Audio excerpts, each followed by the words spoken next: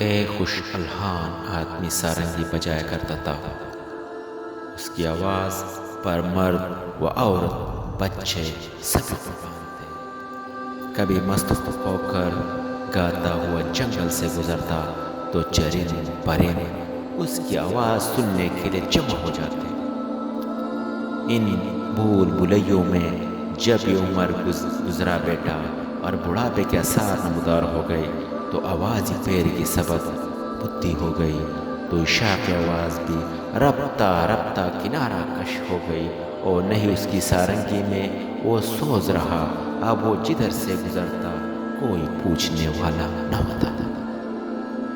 نام و شہرت سب رخصت ہو گئے، ویرانی اور گمنامی میں پاقے پر پاقے گزرنے لگے، اس پر بے کسی کا عالم تھا۔ خلق اس خود غرضی کو دیکھ کر ایک دن بہت مغموم ہوا اور دل میں کہنے لگا، یا اللہ، جب میں خوش آواز تھا تو مخلوق مجھ پر پروانہ وار گزرتی تھی اور ہر طرف میری تواضع ہوتی تھی۔ اب بڑھاپے کی وجہ سے آواز خراب ہو گئی ہے تو یہ ہوا پرست اور خود غرض لوگ میرے سائے سے بھی گریزہ ہو گئے ہیں۔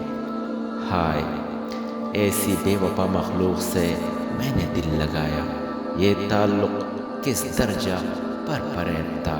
کاش میں تیری طرف رجوع ہوا ہوتا، اپنی شب و روز تیری ہی یاد میں گزارتا اور تجھے سے ہی امیدیں وابستہ رکھتا تو آج یہ دن نہ دیکھتا۔ سارنگی بجانے والا دل ہی دل میں نادم ہو رہا تھا اور آنکھوں سے آنسو جاری تھے۔ اس نے ایک آہ بھری اور خلق خدا سے منہ موڑ کر دیوانوار مدینہ منورہ کے قبرستان کی طرف روانہ ہو گیا اور ایک پرانے غار نما گڑھ میں جا بیٹھا۔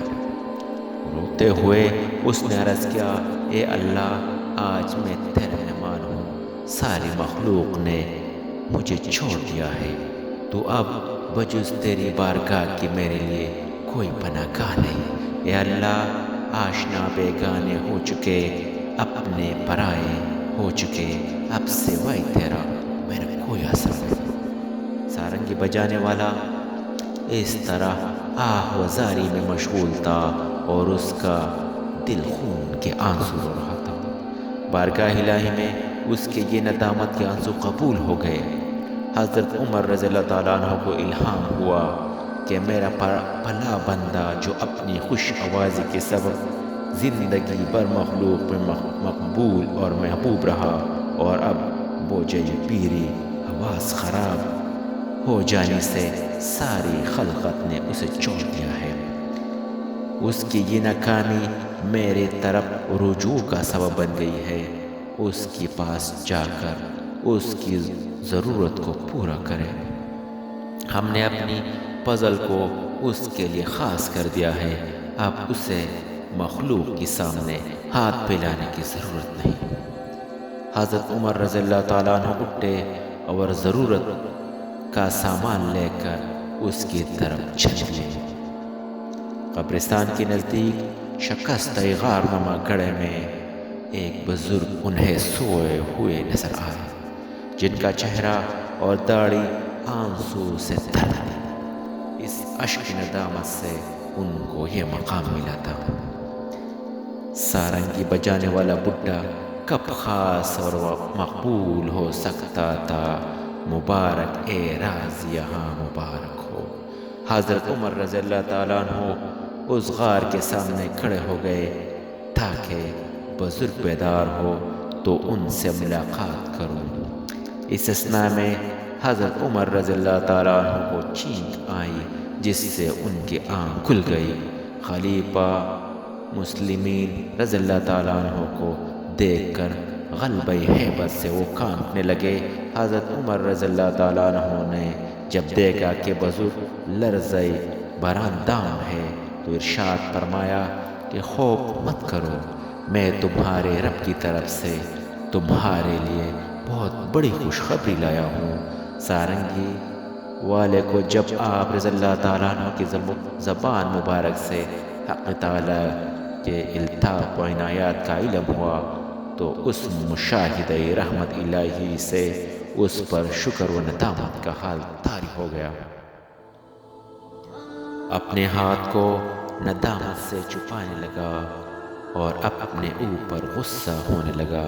اپنی غفلت اور حق تعالیٰ کی رحمت کا خیال کر کے ایک چیخ ماری اور کہا کہ اسے میرے آقائے بے نظیر میں اپنی نالائقی اور غفلت کے باوجود آپ کی رحمت بے مثال کو دیکھ کر مارے شرم کے پانی پانی ہو رہا ہوں۔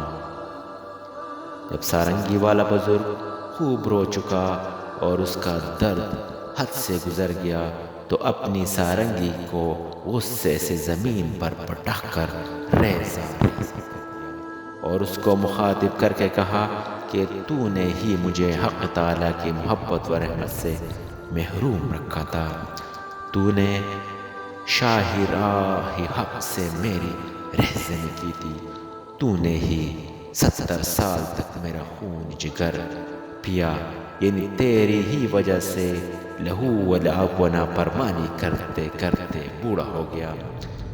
اس مرد پیر کی گریہ و زاری اور آہ و بکا سے حضرت عمر رضی اللہ تعالیٰ عنہ کی آنکھیں بھی اکشبار ہو گئے۔ آپ رضی اللہ تعالیٰ عنہ نے فرمایا، اے شخص، تیری ہی گریہ و زاری اب تیرے قلب و باطن کی صفائی کی دلیل ہے۔ تیری جان اب حق تعالیٰ کے قرب سے زندہ اور روشن ہو گئی ہے۔ اللہ عز و جل کی حضور گناہگار کے آنسو کی بڑی قدر و قیمت ہے۔ کی برابر میں کند شاہ مجید، اشک را درد وزن با خون شہید۔ حق تعالیٰ گناہگار بندے کی ندامت سے نکلی ہوئی ایک آنسو کو شہید کی قطرہ خون کی ہم وزن رکھتے ہیں۔ حضرت عمر رضی اللہ تعالیٰ عنہ کی صحبت مبارکہ کے فیض سے اسے نئی زندگی ملی اور ندامت کے آنسو کے سبب اللہ تعالیٰ نے اس پر اپنا فضل فرما دیا۔ مولانا روم اس حکایت کے ذریعے واضح کرتے ہیں کہ انسان اگر اپنی تمام عمر لہو و لعب اور بے فائدہ کاموں میں گنوا دے تو بھی ایک بار کی توبہ اسے پھر سے اللہ کی رحمت کا مستحق ٹھہرا دے۔